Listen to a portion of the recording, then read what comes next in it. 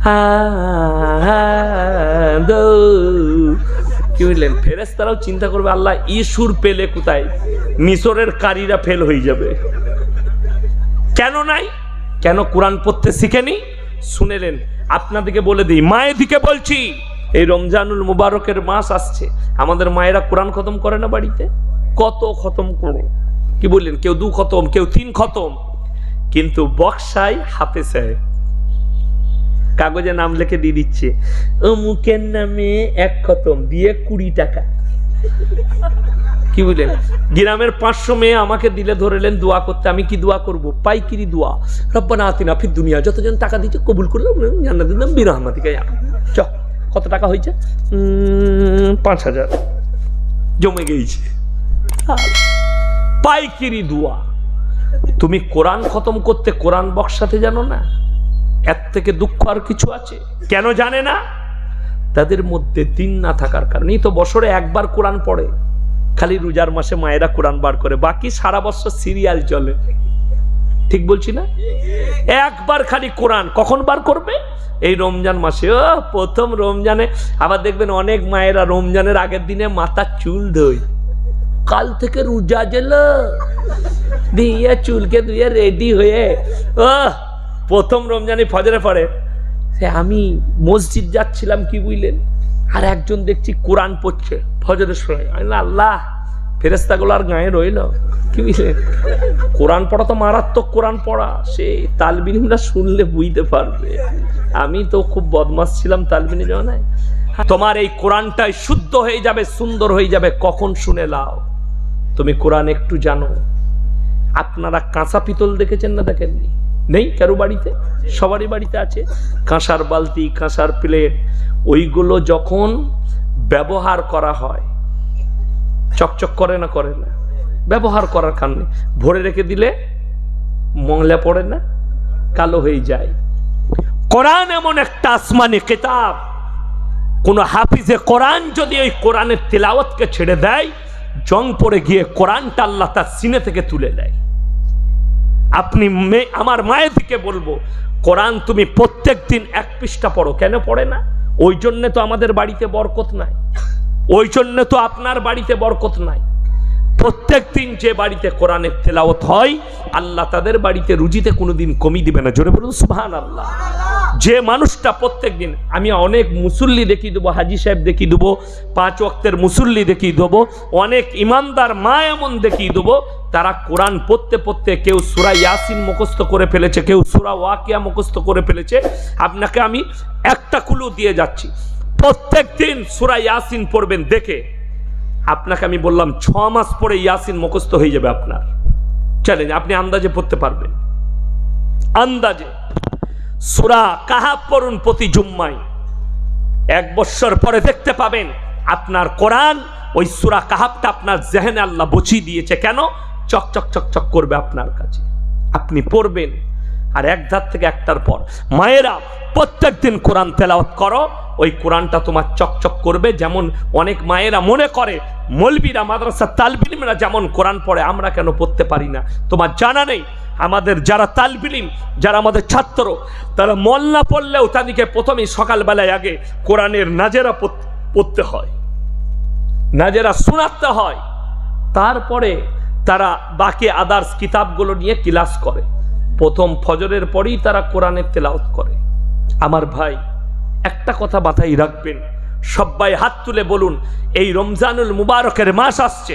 হযরত আবু বকর সিদ্দিক রাদিয়াল্লাহু তাআলা আনহু নবীজিকে বললেন, ইয়া রাসূলুল্লাহ, ইয়া হাবিবাল্লাহ, রমজান মাসে সবথেকে বেশি বেশি কোন ইবাদতটা করব?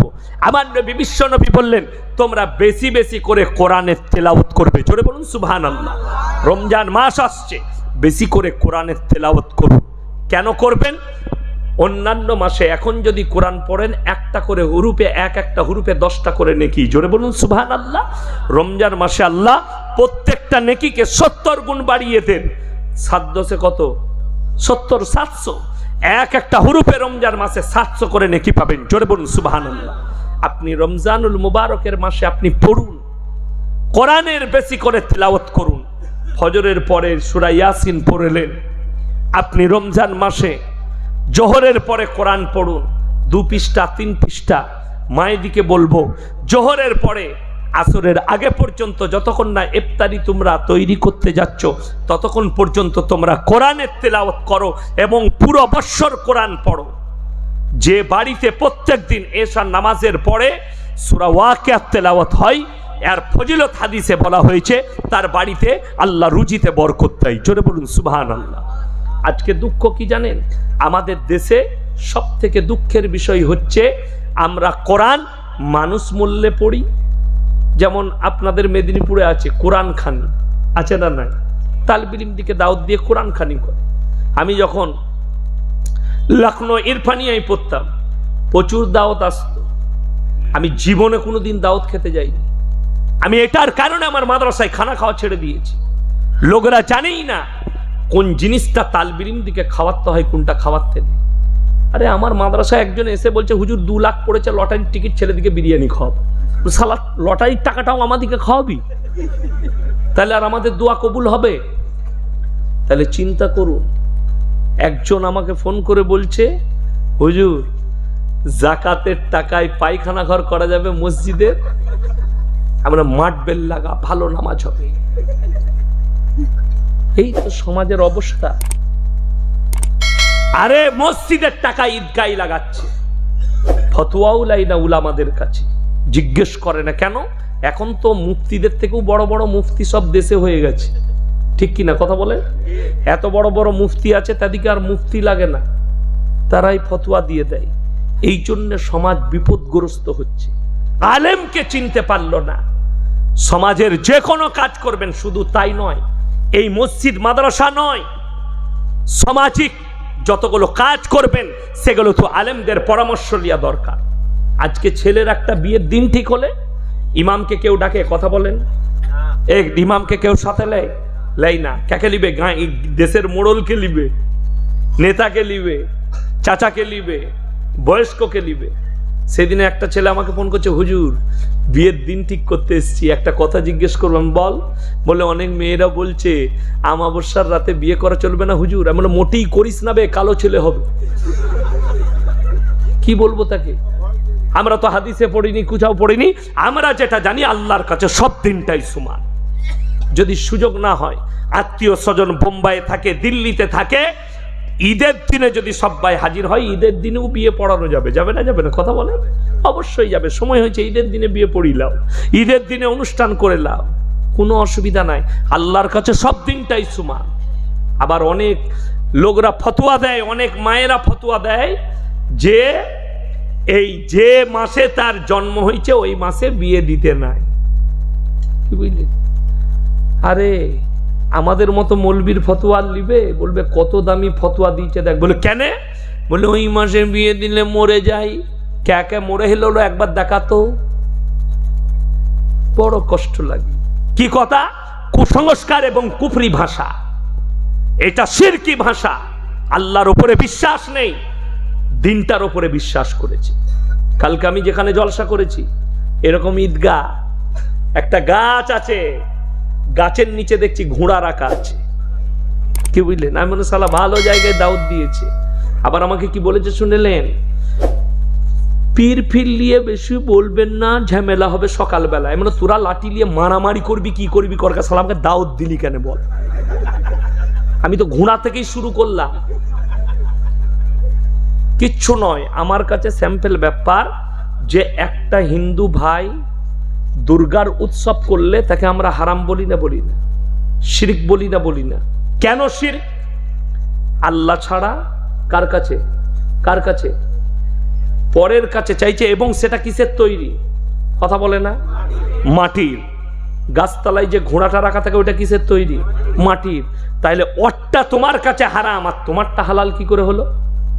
তুমি মুসলমান হিসাবে তোমাকে আমি প্রশ্ন করছি যে গাছতলায় ঘোড়া রাখা থাকলে সেটা চাদর টাঙিয়ে সেটা জায়েজ হয়ে যায় মুসলমানের কাছে, ওই হারামখোরকে জিজ্ঞেস করো, তখন সে বলবে দুর্গা উৎসবে মাথা টেকা হারাম, সেই মাটির মূর্তিটার কাছে পুজো করা হারাম, আর তোর মাটির ঘোড়াটার কাছে জায়েজ। তোর বিবেককে জিজ্ঞেস কর। সেই ঠাকুরের সামনে সিজদা করা হারাম, তুমি কবরের সামনে মাটিতে একটা জ্যান্ত মানুষকে পুঁতে দিয়ে তার কাছে সিজদা করো, ওটা জায়েজ। আমার বাকি বিল্লাহ ভাই বললেন না, অনেক কথা বলেছেন, আপনাদেরকে বলে দিই। অনেকে বলে কোন মৌলবীর কথা শুনবো, আপনাদেরকে আমি নাম করে বলে যাচ্ছি, আমি কোনো বাপের বেটাকে ভয় খাই না। আর আমি নিয়ত করেছি আর আল্লাহর কাছে দোয়া করেছি, আল্লাহ মৃত্যুকাল পর্যন্ত আমাকে তুমি আমার গর্দনকে নুইও না, হকের উপরে টিকিয়ে রাখো। আমি আপনাদের কাছে নয়, আমি যা মাল আছে নিয়ে এসো। মিষ্টি কম দিবে, হ্যাঁ চাই মিষ্টি কম খাই আমি। লেবু নয়, দুধ চা নিয়ে এসো গাঢ় করে, লেবু খালি কম পয়সায় মেরে দেব, সস্তায় গাঢ় করে দুধ দিয়ে নিয়ে এসো, তারপরে দেখো আমি কি করি। আমার ভাই খুব ভালো করে বুঝবেন, আমার ভাই একটা কথা ভালো করে বুঝবেন, আমি সেদিনে ছিলাম, আমার দ্বন্দ্ব কিন্তু কোনো মৌলবীর সাথে নয়। আপনারা ইউটিউব দেখলে বুঝতে পারবেন, আমার কাছে ফটো আছে। আমি 24 পরগনায় 2 মাস আগে জলসা করেছি, এক স্টেজে তোহা বাবাজি ছিলেন, তোহা সিদ্দিকী সাহেব, আমি চাপছি, উনি নামছেন, আমাকে বুকে জড়িয়ে বললে এই বক্তাটা হক কথা বলে, বাপের বেটা বক্তা। আমি আল্লাহর কাছে শুকর আদায় করলাম, বেলে এ ভণ্ড পীরের বিরুদ্ধে বলে। আমি তো ভণ্ড পীরের বিরুদ্ধে বলি, হক্কানি পীরের বিরুদ্ধে কোনোদিন বলেছি না। শুনেছে আইয়ুল হক সাহেব আমাদের বাবাজি, উনি পীর সাহেব না পীর সাহেব নয়, আমার আব্বাজি, কথা বলেন পীর সাহেব। আমি কোনোদিন বলেছি এগুলো না হোক? কোনোদিন তো মেয়েদিকে আমি ইনাদের পা টিপতে দেখিনি, কথা বলেন না কেন? হ্যাঁ, সেদিনে আমি ছিলাম ফুরফুরার পাশে ভগবতীপুরে, আমার সঙ্গে আমার আগে যিনি বায়ান করছিলেন, আমি রাত 2টো থেকে চেপেছিলাম, আমার আগে যিনি বায়ান করলেন আল্লামা রুহুল আমিন সাহেব রহমতুল্লাহ আলাইহির পুতা, তিনি আমার সঙ্গে জলসা করলেন, আমাকে বুকে জড়ালেন, হুজুর আপনার বায়ান খুব ভালো লাগে, আমি মাঝে মাঝে ইউটিউবে শুনি, খুব দামি কথা বলেন, আপনি চালিয়ে যান, খুব ভালো লাগে। সে তো বলতে পারতো এই মৌলবীর সাথে বায়ান করব না, সে আমার সাথে মুলাকাত নাও করতে পারত, সেও হকটাকে বুঝেছে, তুমি ভণ্ড বাবাজি বুঝতে পারলে না।